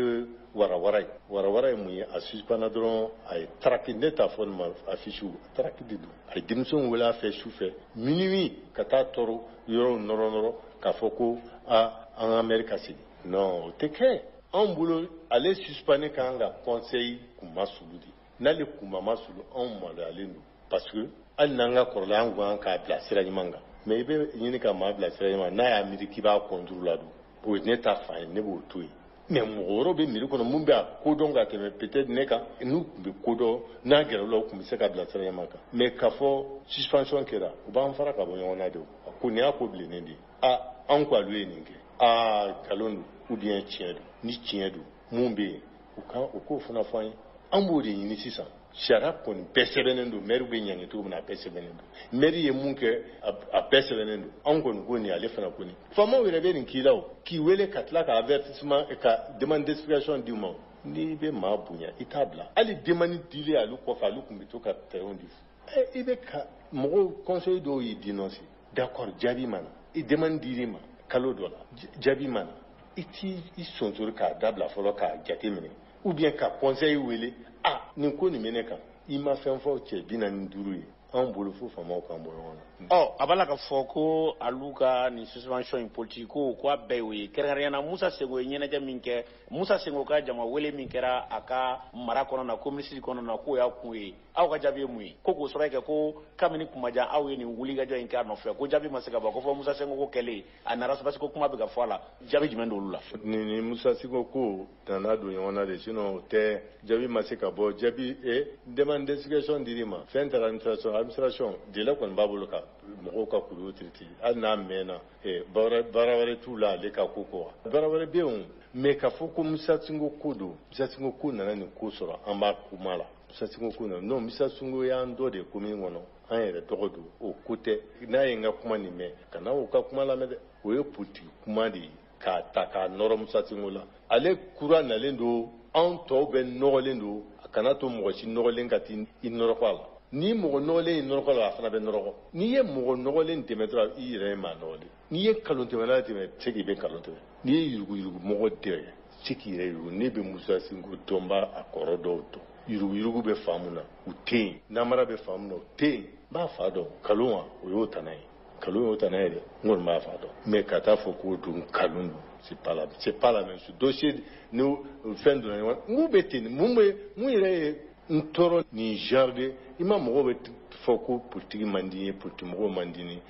ni ka sugu de don n'i ye responsable politique ye tile n'i tilenna dɛ mɔgɔw bɛ sɔn ye n'u sɔnna politique bɛ diya o ye e m'a ye remarqué an ka conseil ni conseil ta bɛ kɛ cɛ an bɛ ɲɔgɔn kun fara a nɔfɛ de koyi f'i ka wari bɔ k'a kɛ lisi kan denmisɛn dɔw bɛ na u bɛ don jagoya la ani jamana tɔw t'a lajɛ bali jamana dɔw la i tɛ se ka kɛ conseiller ni hakili sugu dɔ t'i la o hali dugu kɔnɔ i tɛ se ka don conseil communal la mairie kɔnɔ comme conseiller ka yɔrɔ la tant k'i yɛrɛ i kan i kun fa quoi bamanankan na donc ne yɛrɛ ɲininka de maa minnu bɛ yɛrɛ ka ɲi conseil la dɛ maa kɔrɔ i n'a fɔ minnu bɛ retraite yɛrɛ la de quatre qui sont en retraite ni partout sera k'olu travailler k'a kɛ conseil ye nin fɛn sugu ni manamana ko sugu t'olu sɔrɔ mais ne kɔni ka kɔrɔ n'u ye denmisɛnninw gansan caman bɛ na i bɛ girin ka girin fɛn ko la bɛɛ ko n nana n ka mobili san sisan bɛɛ ko n nana n ka nin kɛ sisan non n'i mɛnna la baara yɛrɛ kɛ ko ɲuman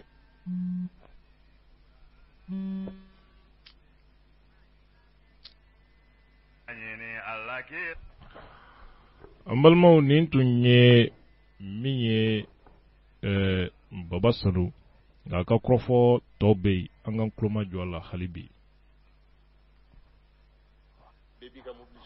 mais ni kelen y'i sigi k'a kɛ i kelen b'a jaabi kana da parti kun kana da ko mɔgɔ bɛ n contre la n'i y'i ka projet dilan commune kɔnɔ collectivité aw collectif a ka bɛn a la k'a baara kɛ baara kɔnɔ bɛɛ bɛ dɔ sɔrɔ ne bɛ union mɔgɔ ninnu dɔn sa ne yɛrɛ ye union mɔgɔ ye n y'o fɔ dɔw ye dɔw ɲininka ko ne yɛrɛ ye union mɔgɔ ye union mɔgɔw ko u ka taabolo bingani ngana ke namara kana ke ngalo ngana te kambla nga sara kono utwa ukatabulu duyi me nitara nyafuyi unia ula me ne kono mana ne la me folo ne kono ba yini nfra kasa nyafuyi ananga grupu amse ka nyafuyi ube tie to ma ko fuyo ku ka mashu ko ambe inyomwe anga association fenfe bi ata association be ka préambule ambe ba se ba ko c'est a politique au corante politique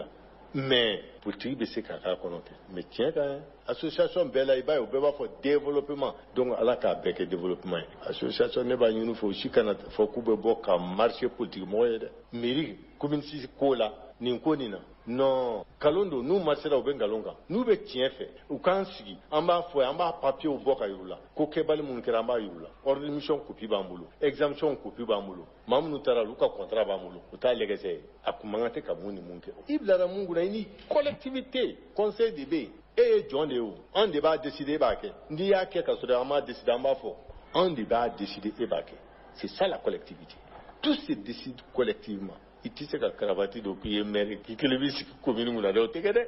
ou kana yini ngabale avec tout na donc vraiment ne ba une association ma fait ou ka yini ngalike kosebe yani mo mun ka duka quoi mo yelama mairie ou taille embêter collectivité embêter sigion partout qu'on be fanga mi di parti sera fait mais jongala sigion ya ani korok ndoya ango bla be sans feval ani mali re ou be tien be ka be jogo don tien be don a follow ministre Ambalmao, Nigne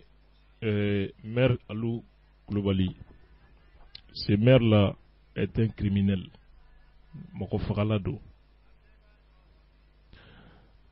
Bibina, commune Sisi Kono. Amba Munumbi Barakia, commune Sisi Kono. Yoro, Musouka Maloyaka Botomi. Uchamambe Disa de Biru Nyeda Dala. Nimimbi Bo. Premier point fait kakoro. Ouita munu troisième point fait. Moko kana yelila. Ou be toko tiembe bi. Ma kele. Tiga toli kele. Oka barajugu sababula. Halibi. Do wilimbe andala. Ko lube jamana ko kelela. Ko lube ni ko kokromado. Kalo kan mimbuda. Ko Musa Sengoko. Ko politiki kele de nyesimbe merma. Nima kele nunde ye angere ko kele wuli. Angere ko kele be mami nofe. Oye politiki mogo doye. Noye tereta ye. Iba soro ukumeka politiki kele de ke tereta la. Ambalmau. URD de flenye. Koka jamana kalfa ulula. Commune Sisi Diruma. Voilà leur gestion. Ouye député kele mi soro yelimani marakono. Modo awa gasama jabi. Yelimani ka ubi toro min kono yi. Uka tungarankew. Uka mamunumbe kai kono. Bamako kono. Nimbe kuma sulimbe bi chogomina. URD togo tise ka fo. Yelimani ni alaminina. Uka mamunumbe. Uka sigida togo chiena ka lagosi. URD député kelemi sugantira ka douma. Sans mougan dictature. Moussa Croix de Gasamaye. Amalmau. Ni wole ya ingbe kofe, Soumaïla Cissé, a boraka kuma, ni meri inka kola, mer miye ni barasuke, nga aye franyogonga, hakli sigi kono, ka ukloma jo, au yereka ni tieni be kofe, Soumaïla Cissé no URD nyamaye, anana deme min do merma, aye Soumaïla ka krofo la mede. Mère abe ya don politique ko de do min kera commune de la ya namara ya kera commune na un protester la fu e conseil nani perdi si ça veut terrain la buga mo ta la problème foi ma boala président era da ya fo a représentation serment na ko inondation minu kera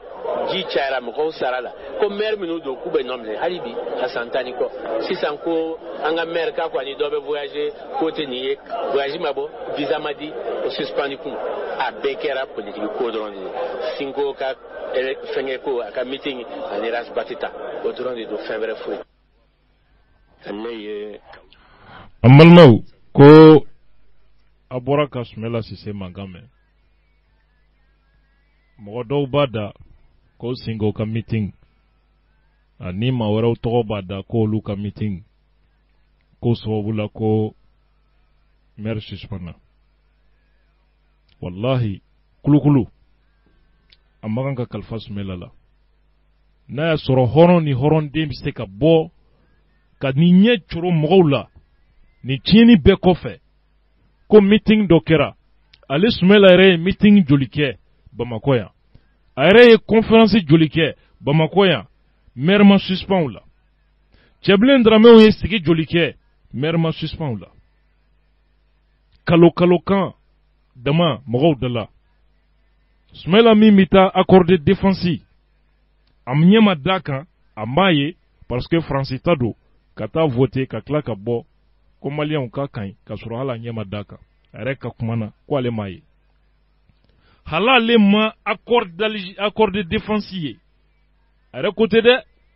a n'a ka députéw y'a voter ka bɔ k'a fɔ maliyɛnw ye ko a kaɲi hali a m'a ye o maa sugu aw ni Ala cɛ mɔgɔ b'i ka sɛw kalifa ni maa sugu la kuma tɛ du ma kuma tɛ dugu ma kuma tɛ jamana ma ko Singo ka meeting il joue à la victime u b'a yira ko politiki mankan don ka bɔda du yɛrɛ ma aw ka maire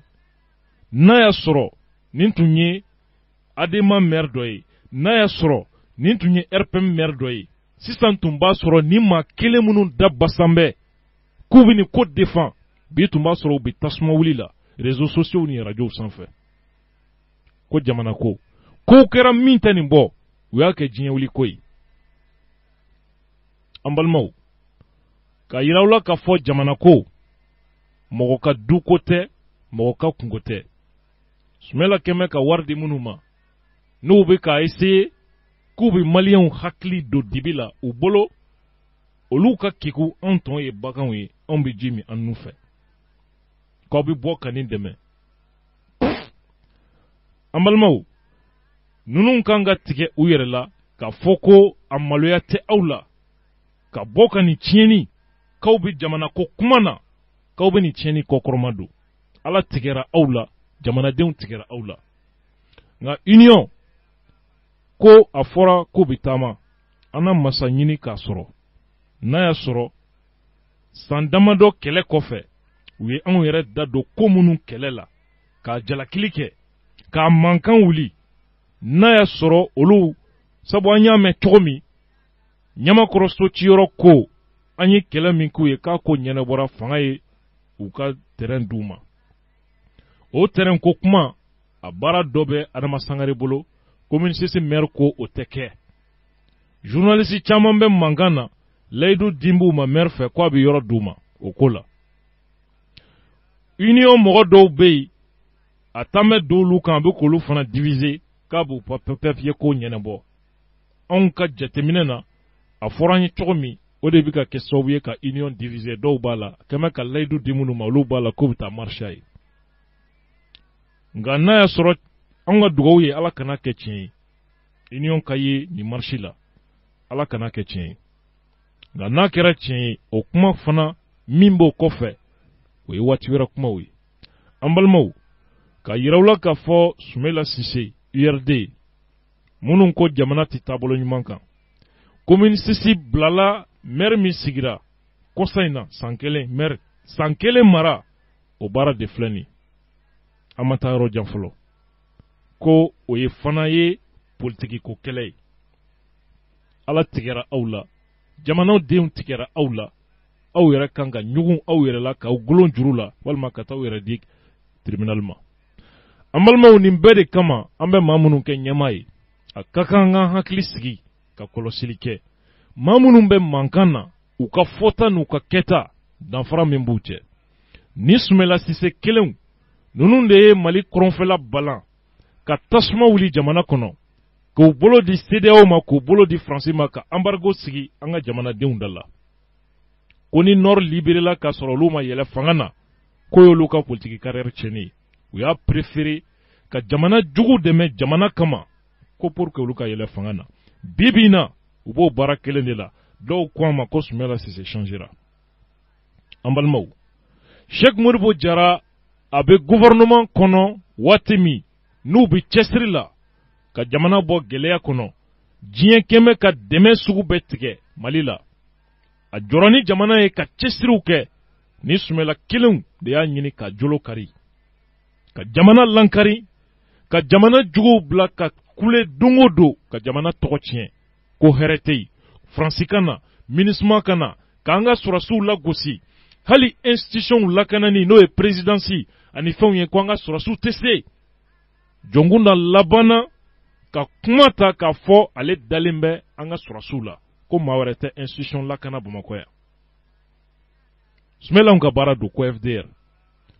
L'astrophysicien, la fierté de l'Afrique et du Mali, Dr Cheikh Modibo Diarra, a ye baara minnu kɛ nin dɛmɛ tigɛlen ni a ta bɛɛ an ka jamana na transition wagati. Kunnafonidilaw y'a sigi kalo 3 kɔnɔ. Sumɛla ninnu bɛ ka jamana tɔgɔ tiɲɛ ka lankari min da faso kan o n'a ta bɛɛ kalo 3 kɔnɔ.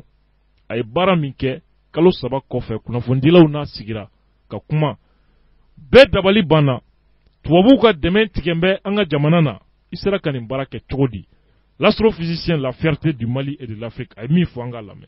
I ko Mali ye fanda jamana ye tiɲɛ don Mali ye danbe jamana ye tuma dɔw la danbe b'a to i bɛ se ka ko dɔw kɛ wari tɛ se k'a to i k'o kɛ an k'o bila an hakili la. An teri minnu bɛ yen laada kura de wulilen bɛ diɲɛ kɔnɔ démocratie sira fɛ ni coup d'état kɛra yɔrɔ min na bɛɛ b'i ka dɛmɛ jɔ f'u ka kow ɲɛɲini fo maaw ka sigi constitution sira kan an sigir'o o sira kan président intérimaire sigira premier ministre sigira gouvernement dilala assemblée nationale ka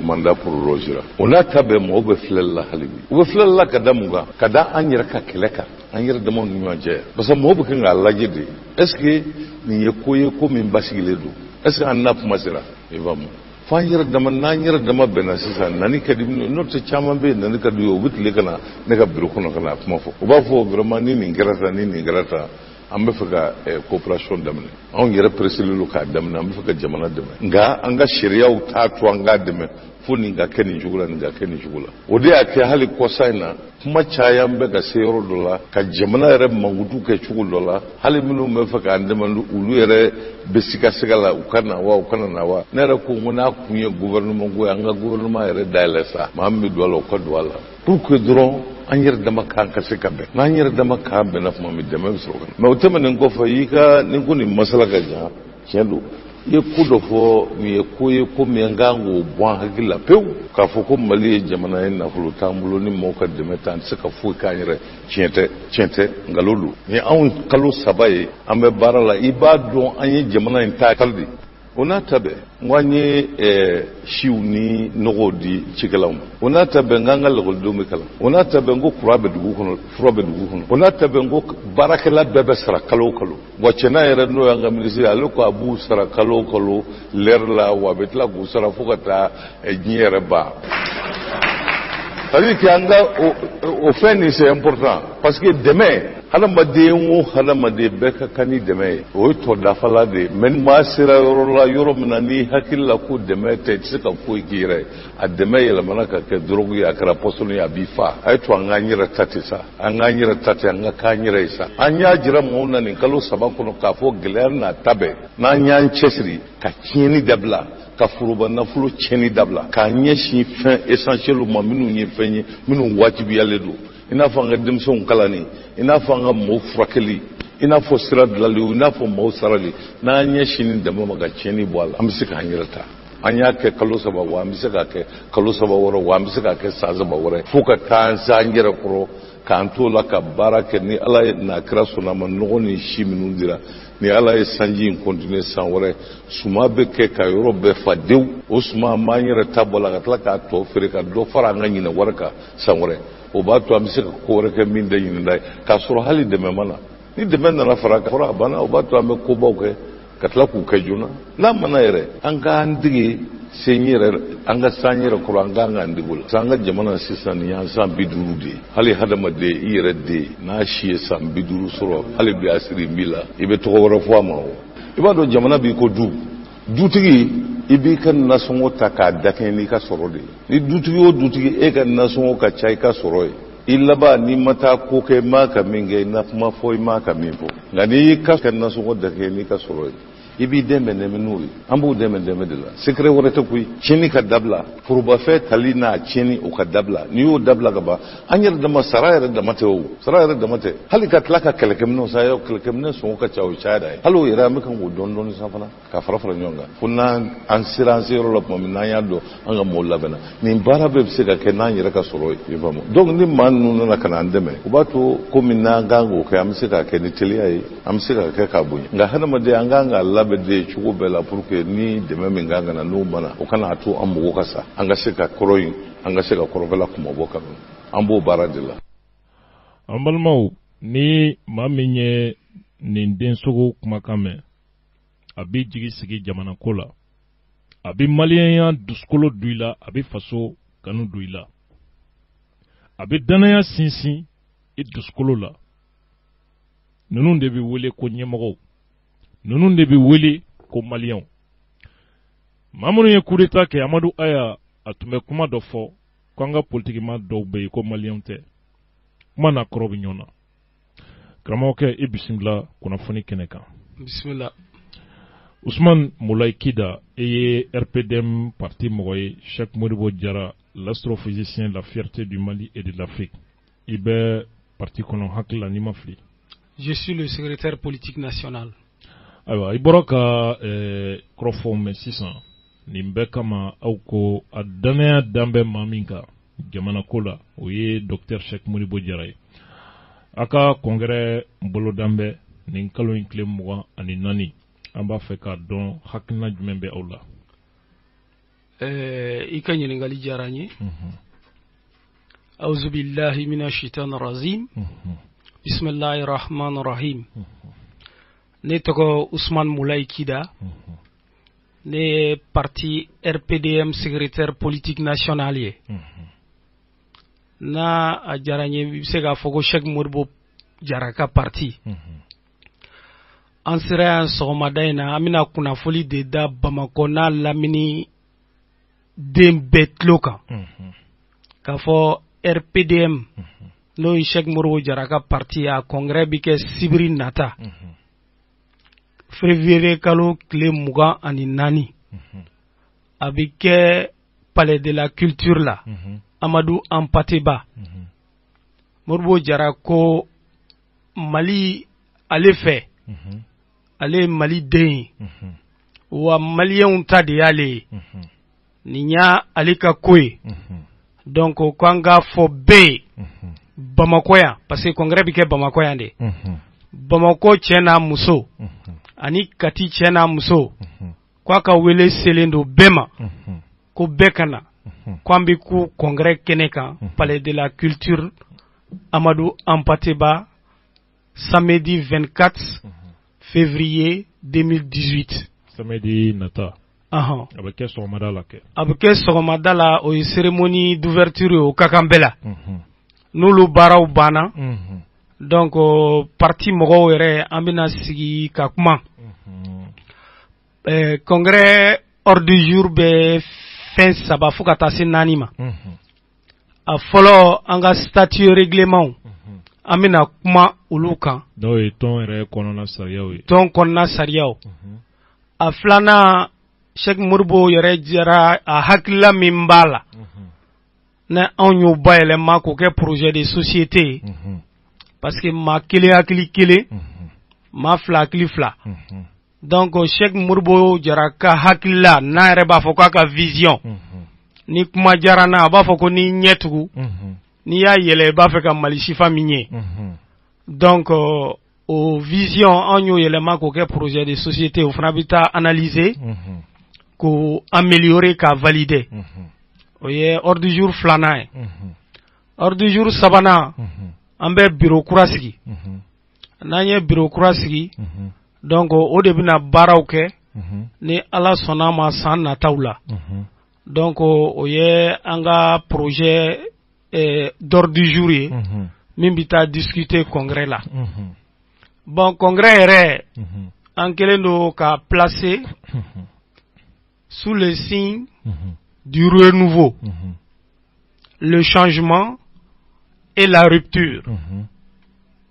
Abdoul Niang i ka sɔgɔmada in na kuma ne y'a mɛn a ye himi kosɛbɛ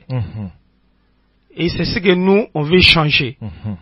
et c'est ce que nous appelons la rupture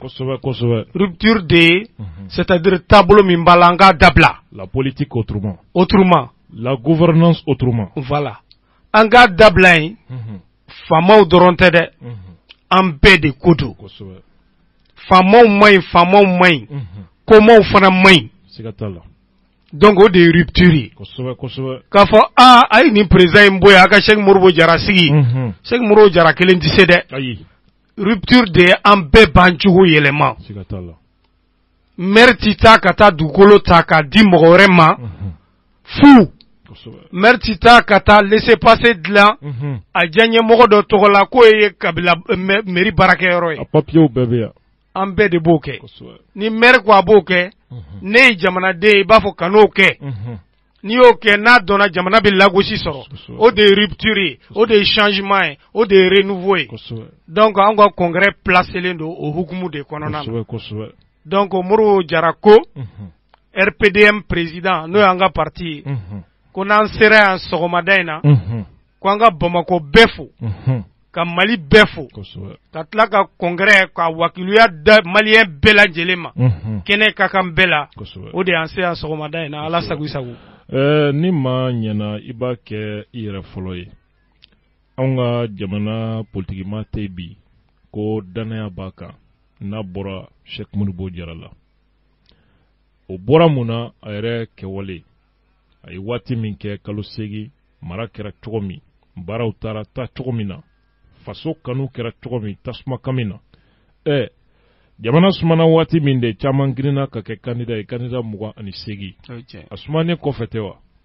a tasuma kaminama maa min y'i bolo don a kɔrɔ fo k'a bolo logologo l'astrophysicien docteur Cheikh Modibo Jara don an ka foliba ye nin yɔrɔ la parti an b'a dɔn k'a fɔ ale ye maa ye danaya b'a kan kanu bɛ jamanaden bɛɛ lajɛlen yɔrɔ la jamana kɔnɔ ani a kɔ kan n b'a fɛ k'a dɔn n'a y'a sɔrɔ welekan min bɛ i bolo ɲan'an ka sira di ma ka ɲɛsin tɔndenw bɛɛ ma ani a kanubagaw sabu aw kanubaga ka ca ka tɛmɛ tɔndenw kan jamanadenw na Mali kɔnɔ ani Mali kɔ kan mun b'i bolo ka f'u ye n b'i fo RPDM o ye Modibo Jara Cheikh Modibo Jara ka du ye sa famille politique an bɛ baara kɛ ɲɔgɔn fɛ su ni tile Cheikh Modibo Jara hakili kelen de b'a la o ye Mali ye anw fana ye malidenw ye komi ale ye maliden ye cogo min na an n'a ka jɛ ka baara an dalen don a la parce que n'a bɛ ko o ko kɛ a ko a ye baara kɛ ni tiɲɛ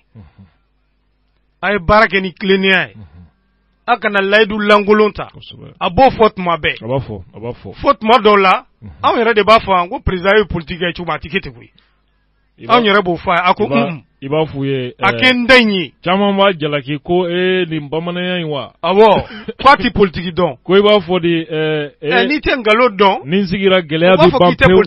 hɛrɛ bɛ na wari bɛ suru a ko la a ti nkalon tigɛ tiɲɛ kuma fɛn min tɛ tiɲɛ ye n'a tɛ se ka kɛ yɛrɛ wala a tɛ se ka kɛ nin wagati kɔnɔ a y'a fɔ maaw ye a tɛ se ka kɛ wala o ye Modibo kumakan ye donc o Modibo de y'an ci sɔgɔmada in na ko an ka na congrès bonya da maliden kelen kelenna bɛɛ kɔrɔ kɛrɛnkɛrɛnnenya Bamako ni Kati parce que congrès in bɛ kɛ Bamako yan palais de la culture la samedi 24 février ko ka na bonya da bɛɛ kɔrɔ aw journalistes fana aw welelen don donc peut-être ni congrès sera ka ban an ɲɛna heure la parce que mɔgɔw bɛ bɔ jamana wɛrɛw la ka na an bɛna conférence de presse kɛ aw yɛrɛ kama donc ni waati m'an ta an tɛgɛ ma an b'a fɛ k'o kɛ mais n'a ma se ka kɛ congrès kɔrɔ an b'a bila dogo wɛrɛ kɔrɔ ni ala sɔnna ma donc nin ye welekan ye k'a lase bɛɛ lajɛlen ma donc a ye na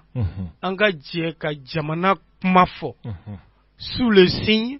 du renouveau le changement et la rupture et la rupture une fois ne concerne pas seulement i bɛ hakɛ to n b'a fɔ bamanankan na hakɛ to an ka falen Kan ko do tableau korola. Tableau jugula. Parce que korolen do be o kayi. Tableau koro juguma min bambolo. Ango black bambolo. Anga yelema, anga kanyere. Aw ka radio to ko dambe. Anga devise to ko travail, probité, dignité. Dignité dambe. Donc ami ñogo soro yoro dola. Donc o dambe inde. O de renouveau, o de changement, o de rupture. Alhamdulillah. O te ñemogo doro inde, ñemogo malien ko mogo malien. Anyere jogo. Voilà, anyere jogo. Ketaw. Nimbe malien de o. Président may, député may, maire may, mais John de ablay. Ani John de Baké. Ani on de Baké. Donc an be kan yere yelema. O de yanga congrès ala sago isago. Ini cheni baraji ikida. Ambalmaw nintunye Dr. Cheikh Modibo Diarra aka parti mogo uka nyefolier amba jigia ka fobe itani ibladon ni krofo kono mamto klubali wati koni duna zona nda kunganga se krofo doma nga sini nala sona ame na nyefolika la kiboya menbe Dima ka fulla se lame babela jelema dimanche temene antumbe nafaji dugolo ko manga dobe manga me commune 1 mairie ani nafaji dugutugla kaw ni yonche o manga ne kra sababu ni nga soroka an lase nafaji kulu dala o be yoran wele ko 84 antume o yoro de la jugement chaman kera dugutugla kan noni commune 1 ni yonche jugement menoni a bela jele dajara dugutugla kawla nga o benata mairie shoni sigledo abaki bamba halbi ka foko dugutugla kan nu ko ale tse ka jenaye uka dugule mbara parce que dugule ye ladra dugulo de mairie ko ma jenaye chukushila nga alla ya soro fama uka papier abeda fale be dugutugla kawlo an gumbe o hukumu de konnana dimanche nga ira fo chugumna wati amine opmana mi ajigiya ka fo donwere lame bawo amu ukulobo kunvala ne kuma nuna nala sonama ambe sanga kelendi mangutu kebo mambe nyogombla insha Allah anu kama nyogomine malideun manarahim an fe almadna la ambe bieteri ke sakata samuga ta fan pefe kabo bomako kata fan pefe ube kabo yoro kata ro kadi ambe biet la ibam wele par téléphone ibiga biet soro na war sara zansla an fe almadna na ani compagnon bela jene bala kan fe sabula an agrele no yatala depuis samuga ambe biet la chamana bela jene na ina Istanbul Montréal Nouakchott Abidjan kuna nyona chama hadisa an fe almadina la bio temenon ko fe ambe westerni ka kana joro tukuni westerni ko la ko biye jour fere walma banku fermena ay na an fe amba ka blala toujours westerni ko la abafka wali ci walma fka warta kana joro ay na ya hiji ko fana ko ma badon chugo mo yanga bara ko donc toujours an la benon de hiji ko la ani umra ko sankalo tan fla anga hiji baraw te jona anga umra baraw akana joro hiji ko la tuguni ay na almadina ka inshallah abna an soro ya an la bene ka umma kono inshallah an fe almadina la akile mo mesega mangeni carte de crédit ambu de men fene fidéliser compagnie aérienne en même temps ambu de men fene ga checking ga line ay wili dron ka ci almadina la ya ambe aw mago nyina wo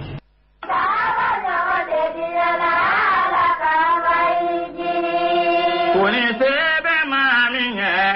masaka onga hiji kuni sebe mamin mama namu ika ijita wari dafara ala tagala ba ayni ke ayna ta nan fulo mina ala ka tama bla noro ade ka nyon kaye ni ndi ala nye bresa bon amba bla ka ta compagnie jumena sisa compagnie munu fene jekulu munu mitanawe ijila gbalo ne ko ni to ni ko mini tale na yikurula ayi ni noro ya basegine ayi bedeman segine ayi sanuman bana la ka kai wala ala madina pe ala madina al madina al madina kai aye kurulen ko al madina fe ha ay beni dina nyuma segele avion ko dususuma al madina do al madina ni maganjamana compagnie bado de bulo be nyombolo no obe wole ko nas air do ko fly nas ni alaka jey inshallah nu yo do mi ngoni votali la wuli balido nu yo do mi vona fo segli la wuli balido ka bobo mako ka ta madina joli tala munumunu tala ka bo jeda ka sey kana bomako joli tala munumunu tala wo be choko mina bara bela jelebe ke dususuma la o choko kelela shiro ko dumuni yoro ni nyogon che kar climatisé saga ko ndana yala bagaji nɔgɔya ani danaya la bilasiralikɛba ɲuman nin bɛɛ lajɛlen de ye ɲɔgɔn sɔrɔ olu la o tuma na aw kana sigasiga tun hiji ta dususuma kɔnpanyi kɔni alimadina don a sunba filɛ nin ye bamakɔ suguba la immeuble tamba damele téléphone 20 23 22 06 76 44 42 11 walima 66 85 99 92. An balimaw an bɛ foli lase aw ma aw fɛn fɛn tun sɔgɔlen don kunnafoni na fo ka se nin waati la lamɛnbaaw ka a yiriw la k'a fɔ an ka an cɛsiri k'an wasa don an ka jamana na an ka danayamaw ɲini an yɛrɛ ka an jogo yɛlɛma jamana ko kibaruya la mɔgɔ ko mankan de ye anw ka jamana in sɛngɛ karisa ye n ka maa ye wali n ka intérêt b'a kuma ye tiɲɛni fɛn fɛn kɛ an b'a kɔ kɔrɔma dɔw la anw t'a fɔ karisa tɛ kɛ président ye anw t'a fɔ karisa de bɛ kɛ président ye sabu anw ka danganiya ye min ye fanga ala ta don a b'a di maa ma maa min y'a ja a b'a bɔ maa bolo maa min y'a ja wa waati min y'a ja kɛcogoya min y'a da o ye anw ka danganiya ye wallahi Modibo Sidibe mɔgɔw y'a lagosi ka fɛn caman fɔ a ma a su ka fisa ni opposition mɔgɔ tɔw balolen ye a furadama a ma lagosi sugu dɔw ta ka jamanatigi sɛgɛrɛ a furadama ma bɔ ka galon ta k'u bayɛlɛma k'u turuturu ɲɔgɔn kan ka lagosi dɔw kɛ mɔgɔw y'a lagosi ka mankutu jugu caman fɔ a ma politiki kɛlɛ sababu la nka an ma fɔ initiative k'o ye succès ye maa minnu fana bɛ o fasan sira kan anw n'olu tɛ sira kelen kan dire que initiative kɛra succès ye o ye maliyɛnw nɛnini de ye ni initiative kɛra succès ye n'o fɔra ka don an hakili la lala don dɔ a na fɔ an ye ko Kuluba tun bɛ fɔ Tɔnbɔkutu de ko a taamana ka n'a sigi nin sigiyɔrɔ in de la an balimaw ala k'an bɛɛ lajɛlen sɔn hakili ɲuman na k'an bɛɛ lajɛlen kɛ jamana in kanubagaw ye i bɛ ka su ka fisa a jalakibaga ninnu caman balolen URD maire kelen député kelen a bɛ sigida min